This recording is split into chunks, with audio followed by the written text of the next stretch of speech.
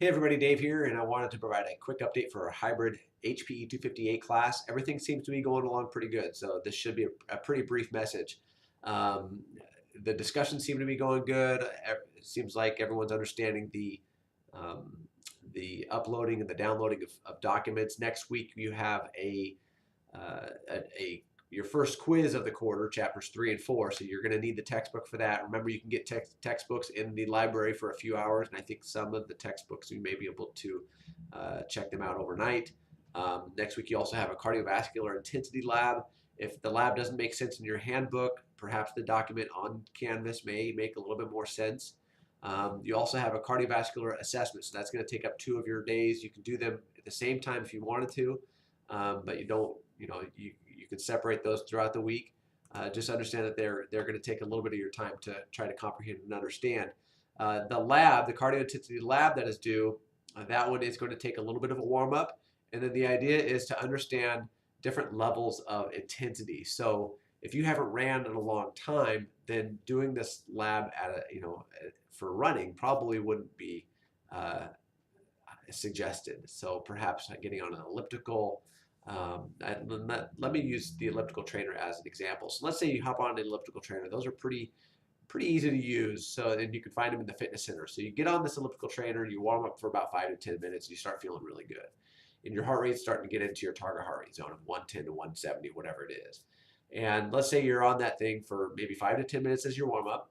And then now the actual workout of the cardio intensity lab begins, where you're going to be in a target heart rate zone, or what's called your rate of perceived exertion, which is, I believe, on the flip side of that lab in your handbook. And you can use that RPE as a scale for where your heart rate might be. So if your heart rate is 130 to 140, then on the RPE scale, you're probably between a 13 and a 14. So I hope that makes sense without too much explanation. So you're going to be on that elliptical trainer for another 10 minutes on top of your warm up, so 20 total minutes. And the latter 10 minutes is you're working pretty hard, in that 13 to 14, and then on top of that, at the end of that 10-minute bout, you have 5 minutes of pretty rigorous work, so 15 to 16 RPE or 150 to 160 beats per minute for your heart rate. Now, I'm not asking that you stop and take a heart rate during the activity.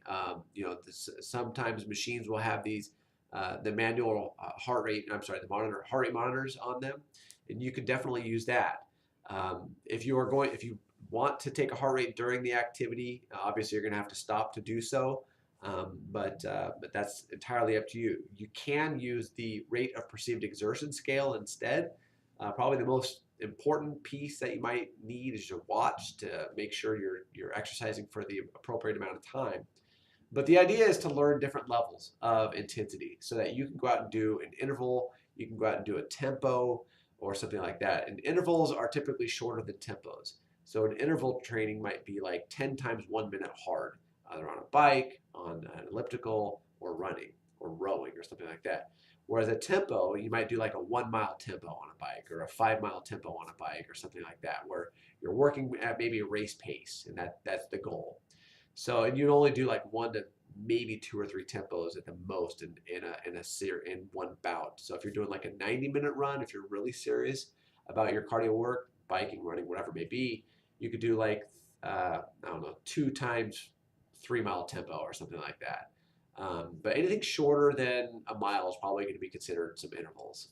Like a 3 by 1 mile would be considered intervals.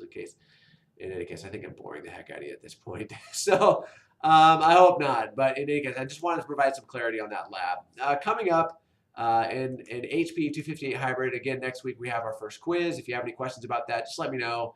If any of the questions you just are not sure of, you're pretty certain that you're right because the textbook says this, the quiz says that, just send me a message, let me know which quiz it was and what question it was, and I'll be happy to provide you those points for whatever's missed.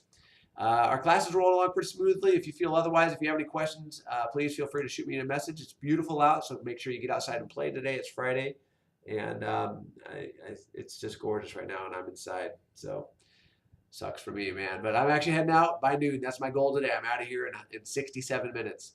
Let me know if you guys have any questions. I was stoked to read your your goals, and I could feel like the level of motivation. I will also say real quick, many of you set ambitious goals, man, and some of you set like a ton of goals, like your fitness goals, your nutrition goals.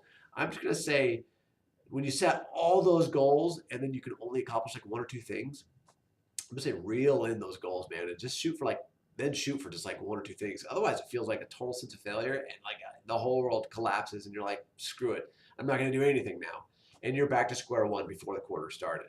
So it might be best to just shoot for like one or two simple goals, like how about just 3 times 20 minutes a week of exercise, or just walking, getting out, and then once that gets kind of boring and plateauing, then okay, let's stimulate. It's in the middle of that 20 minutes, I'm going to do 10 minutes of intervals, so 10 times 1 minute intervals or something like that. Or instead of a huge nutrition goal, how about maybe um, lessening the carbonated drinks and consuming more water.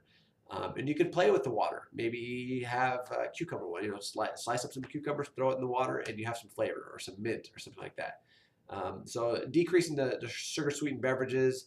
Being smart about the processed sugars we're consuming.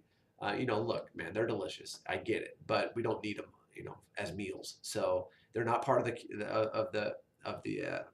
triangle, the food pyramid. In any case, yeah, just dial in on those goals. Figure out why you want to achieve, accomplish these tasks. They have to come from you, man, and not me. So they have to come from your soul, the center of your heart, and you have to figure out what it is you want out of that goal.